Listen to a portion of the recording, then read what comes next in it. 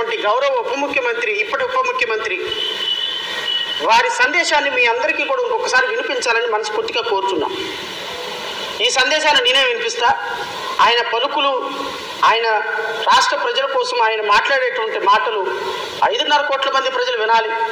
5.5 కోట్ల మంది కాదు, పక్కన ఉన్నటువంటి తెలంగాణ వాళ్ళు కూడా వినాలి. ఆయన ఏం మాట్లాడారు విపత్తు గురించి ఒకసారి మాట్లాడిన తర్వాత ఇప్పుడున్న ప్రత్యక్షంగా వస్తారు. ఇక్కడ ఉన్న టైంలో సెంట్రల్ వాటర్ కమిషన్ జూలై ఆఖరి వారంలో కృష్ణానదికి వరద వస్తుందని ముందే వాళ్ళకి ఇంటిమేషన్ ఇచ్చారు. ఇస్తే దీనికి కనుక నిజంగా వైసీపీ ప్రభుత్వం స్పందించి కానీ ఉంటే, కానీ వాళ్ళు స్పందించలేదంటే వాళ్ళ నాయకుడు అమెరికాలో ఉన్నాడు, ఇక్కడ ముఖ్యమైన మంత్రులు వేరే బిజీగా ఉన్నారు. నిజంగా వీళ్ళు కనుక రాయలసీమ ఆ వరద నీరు కృష్ణానది వరద వస్తుందని చెప్పి వాడు ముందుగానే గ్రహించి ఇన్స్ట్రక్షన్స్ ఇచ్చినట్టయితే రాయలసీమలో నీరు లేని రాయలసీమలో, కరువుల రాయలసీమలో చెరువులు కానీ, కుంటలు కానీ, పంట కాలువలు కానీ, మిగతా ప్రాజెక్ట్స్ అన్నింటిలో నీరు కలకల్లాడే. కానీ రాయలసీమకి ఉపయోగించకుండా వదిలేసి సముద్రంలో వదిలేసి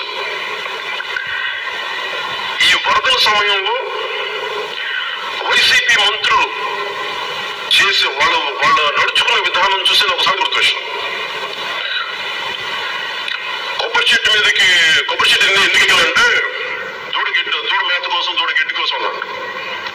అలాగే వైపు కృష్ణకి మునిగిపోతా ఉంటే దాన్ని పట్టించుకోకుండా వదిలేసి మాజీ ముఖ్యమంత్రి ఇంటి చుట్టూ తిరుగుతారు వైసీపీ ముఖ్యమంత్రులు, వైసీపీ మంత్రులు. ఇంత అంటే వీళ్ళు మంత్రుల్లా ఎవరు ప్రవర్తించట్లేదు. వీళ్ళకి ఏదో ఒక చిన్న హనీ పీరియడ్ లాగా ఉంది వీళ్ళకి. మీరు ప్రజల్ని, ఇన్ని కోట్ల మంది ప్రజలు మీ వైపు చూస్తారు, మీరు ఏం చేస్తున్నారు? ఈ ప్రవచనాలు నేను వినలేను, కానీ నేను ఆనరబుల్ డిప్యూటీ చీఫ్ మినిస్టర్ గారిని అడుగుతున్నా. ఆనరబుల్ డిప్యూటీ చీఫ్ మినిస్టర్ గారు, మీరు హనీమూన్ పీరియడ్లో ఉన్నారా? మీ మంత్రులు హనీమూన్ పీరియడ్లో ఉన్నారా? మీరు తాడి చెట్టు ఎక్కి, ఎందుకు తాడి చెట్టు ఎక్కామంటే దూడ గట్టి కోసం అని అంటున్నారా? లేకపోతే తాడి చెట్టు కింద కూర్చొని పాలు తాగుతున్నారా? లేకపోతే మీ పుట్టినరోజు వేడుకల్లో బిజీగా ఉన్నారా? లేకపోతే మీ ఫామ్ హౌస్లో బిజీగా ఉన్నారా? ఏం చేస్తున్నారు మీరు? కృష్ణానదికి వరద వచ్చి 3.5 లక్షల మంది అన్నవరం రామచంద్రాన్ని బిక్కుమంటూ బతుకుతుంటే మీరు మాత్రం పూలదండలు వేయించుకొని కనీసం వరద వచ్చినటువంటి ప్రాంతాలని వాళ్ళ దగ్గరకు వచ్చి కొద్దిగా వాళ్ళని పరామర్శించకుండా, కేంద్ర ప్రభుత్వంతో మాట్లాడి వాళ్ళకి సహకారం అందించకుండా, అమిత్ షా గారితోనో, లేకపోతే ప్రధానమంత్రి గారితోనో, లేకపోతే ఆర్థిక మంత్రి గారితోనో, లేకపోతే డిఫెన్స్ మినిస్టర్తోనో మాట్లాడి కొంచెం ఇక్కడ సహాయ చర్యలకి హెలికాప్టర్లో లేకపోతే ఇంకోటో కేంద్ర ప్రభుత్వ సహకారం కోరకుండా రాష్ట్రంలో ఉప ముఖ్యమంత్రి హోదాలో ఉండి మీరు ఉప ముఖ్యమంత్రి హోదాలో అధికారులను సమన్వయపరచకుండా, కలెక్టర్లను సమన్వయపరచకుండా, ఫారెస్ట్ మినిస్ట్రీ ఎవరండి? ఫారెస్ట్ మినిస్ట్రీ ఎవరండి? పంచాయతీరాజ్ మినిస్టర్ ఎవరండి?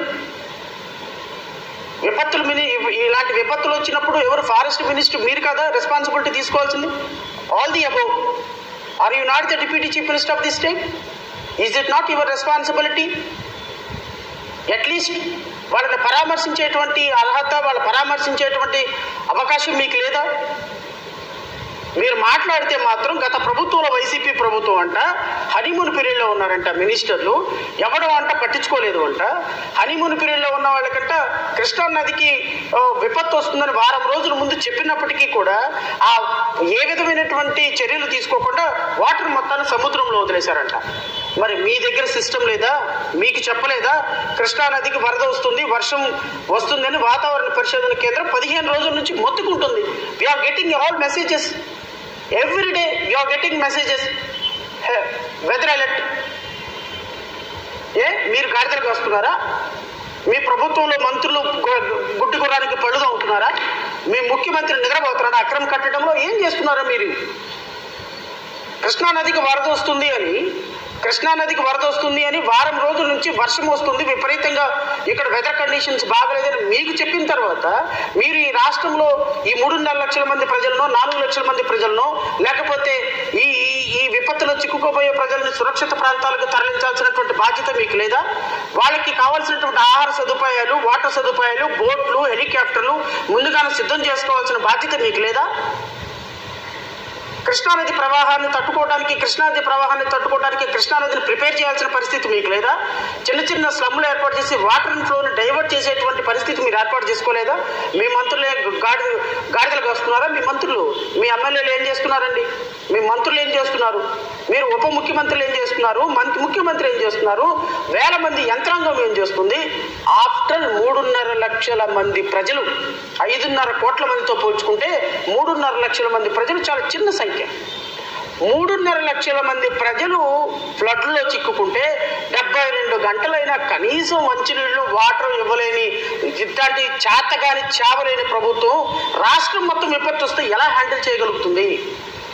విజయవాడ మొత్తం విపత్తు వస్తే ఎలా హ్యాండిల్ చేయగలుగుతుంది? 60 లక్షల మంది ప్రజలు నివసించేటువంటి పరిసర ప్రాంతాల్లో ఒక్కసారి విజయవాడ ఆనకట్ట తెగితే, విజయవాడ సగం మునిగిపోతే విపత్తుని ఎలా హ్యాండిల్ చేస్తుంది? ఒక 2-3 ప్రాంతాల్లో ప్రజలకే వర్షం వస్తే కనీసం 72 గంటల నుంచి మంచినీళ్ళు ఇవ్వలేని ఒక ముఖ్యమంత్రి, ఒక మంత్రి, ఒక ఉప ముఖ్యమంత్రి, ఇంత వేల మంది మంత్రివర్గం, ఇంత వేల మంది ఎంప్లాయీస్, ఇంత అద్భుతమైనటువంటి ప్రజా వ్యవస్థను ఏర్పాటు చేసుకున్నామని చెప్పేటువంటి మీరు, అరే 72 గంటలైనా కనీసం తాగటానికి మంచినీళ్ళు ఇవ్వలేకపోతే ఇంకా ఈ రాష్ట్ర ప్రభుత్వం గొప్పగా పనిచేస్తుంది, విజనరీ ప్రభుత్వం ఎలా చెప్పగలరు అంటున్నా. మీరు ప్రతిపక్షంలో ఉన్నప్పుడేమో కోసుకోలు కబుర్లన్నీ చెప్తారు, స్క్రిప్ట్ రైటర్లు పక్కన ఉంటారు కాబట్టి ఆ విపత్తు పరిశోధనా కేంద్రం జనవరుల శాఖ మీకు ఇచ్చిందన్న విషయం కూడా మీకు తెలియదు. అది కూడా చూసి చదవాలి మీరు, ఎందుకంటే అది ఒక శాఖ ఉంటుందని మనకు తెలిస్తేనే కదా, ఆ శాఖ ఉంటుందని మనకు తెలిస్తేనే కదా, ఆ శాఖ పరిస్థితి ఏందో మనకు తెలిస్తేనే కదా. కృష్ణానది అంటే మనకు తెలిస్తే, ప్రకాశం బ్యారేజ్ అంటే ఏం తెలిస్తే మనకి, ఎఫ్టీఎం లెవెల్ అంటే ఏం తెలుసు, బఫర్ జోన్ అంటే ఏం తెలుసు, బెడ్ రివర్ ప్లేస్ అంటే ఏం తెలుసు, ఎన్ని మీటర్లు ఉండాలో తెలుసు, ఏం తెలుసు మనకి? ఎన్జిటి జడ్జిమెంట్ తెలుసా? సుప్రీంకోర్టు జడ్జిమెంట్ తెలుసా? పోస్కోల్ కబుర్లు ఆడటానికి మాత్రం అద్భుతంగా రెడీగా ఉంటారు. ముందు మైక్ ఉంటుంది, చప్పట్లు కొట్టడానికి గొర్రెల జనాలు ఉంటారు పక్కన. కేంద్ర ప్రభుత్వం అప్పిస్తేనేమో గ్రాంట్ అని చెప్తారు. ఎవడో ఉపత్తులోడు చెప్పాడు కృష్ణానదిని ఆపడానికి చేతకాలేదు గత ప్రభుత్వం, మీరెక్కడ ఆపారు? ఇప్పుడు వచ్చే 100 క్యూసిక్కులు నీరంతా సముద్రంలోకి వెళ్తుందా, లేకపోతే విజయవాడ ఆనకట్ట మీద నుంచి పొలాల్లోకి వెళ్తున్నాయా? మీరేం చేశారు? మీరు గత ప్రభుత్వంలో ఇలా మాట్లాడి ఉండకపోతే నేను ఈరోజు మిమ్మల్ని ప్రశ్నించేవాళ్ళం కాదు, మా పార్టీ మిమ్మల్ని ప్రశ్నించాల్సిన అవసరం లేదు. గత ప్రభుత్వంలో మీరు ప్రతిపక్ష నాయకుడిగా ఉండి ఈ ప్రభుత్వంలో కూడా మీరు ప్రతిపక్ష నాయకుడు అయితే మిమ్మల్ని నేను ఒక్క మాట కూడా అనేవాడిని కాదు, అసలు మిమ్మల్ని ప్రశ్నించాల్సిన అవసరం మాకు లేదు. You are holding the honourable deputy chief minister post. కాబట్టి మీరు ఈ రాష్ట్రాన్ని విపత్తులను హ్యాండిల్ చేసి ఫారెస్ట్ డిపార్ట్మెంట్, ఎన్విరాన్మెంటల్ మినిస్ట్రీగా మీరు ఉన్నారు కాబట్టి మిమ్మల్ని అడగాల్సి వస్తుంది, లేకపోతే మిమ్మల్ని అడగాల్సిన అవసరం మాకు లేదు కదా. ఈ రాష్ట్ర ప్రజలు మిమ్మల్ని ఒక డిప్యూటీ చీఫ్ మినిస్టర్ పదవిలో కూర్చోబెట్టారు కాబట్టి, రాజ్యాంగం మీద ప్రమాణం చేసి మీరు కూడా ఉప ముఖ్యమంత్రి అంటే ముఖ్యమంత్రి స్థాయిలో ఉన్నారు కాబట్టి, అయ్యా ఫ్లడ్ల కోసం చచ్చిపోతున్నారు జనం, అన్నమయ్య రామచంద్రని ఏడుస్తున్నారు, వాటర్ ఇవ్వండి, కనీసం మంచినీళ్ళని ఇవ్వండి, ప్రాణాన్ని నిలపడని బాధపడుతున్నారు, మోకాళ్ళను గుండెల వరకు నీళ్ళతోటి చచ్చిపోయే వాళ్ళ శవాలను కూడా తీసుకెళ్లేటువంటి పరిస్థితి లేదు. దయచేసి వాళ్ళని కేంద్రంతో మీరు మాట్లాడి, మీరు కేంద్రంతో ఎలాగైనా మాట్లాడగలరు, కేంద్రంతో ఎన్ని మాట్లాడగలరు, ప్రధానమంత్రిని రప్పించగలరు, కొంచెం సహకారాన్ని అందించండి అయ్యా. మీరు ఆ విలాసవంతమైనటువంటి సినిమా స్క్రిప్ట్లో నుంచి, సినిమా షాట్లో నుంచి కొంచెం బయటకు వచ్చి వాస్తవ పరిస్థితులను కొంచెం గమనించండి అని మిమ్మల్ని అడగాల్సి వస్తుంది. But where is honourable deputy chief minister? I don't know. Coming to chief minister and వారి సుపుత్రులు అండ్ మిగతా మినిస్టర్స్, నేను రాష్ట్ర మంత్రివర్గాన్ని కూడా అడుగుతున్నా. ముఖ్యమంత్రి కేవలం బోట్ వేసుకొని అక్కడికి వెళ్ళి ఒక గంట సేపు, అరగంట సేపు అక్కడ ఉన్నంత మాత్రాన కుదరదు. వీళ్ళకి ఇమ్మీడియట్గా కనీసం వాటర్, ఫుడ్ అందించాలి, వాళ్ళని హెలికాప్టర్లో నుంచి సురక్షిత ప్రాంతాలకు తరలించాలి. అది తరలించలేనప్పుడు ముఖ్యమంత్రి ఉంటే ఏంటి, ప్రధానమంత్రి ఉంటే ఏంటి, అక్కడ మంత్రివర్గం అంతా అక్కడ కట్టకనుకుంటుంటే ఉపయోగం ఏంటని అడుగుతున్నాం. పోనీ సామాన్యులైనటువంటి మాలాంటి వాళ్ళని ఏమైనా ఎలా చేస్తున్నారంటే మాలాంటి వాళ్ళకి అవకాశం లేదు.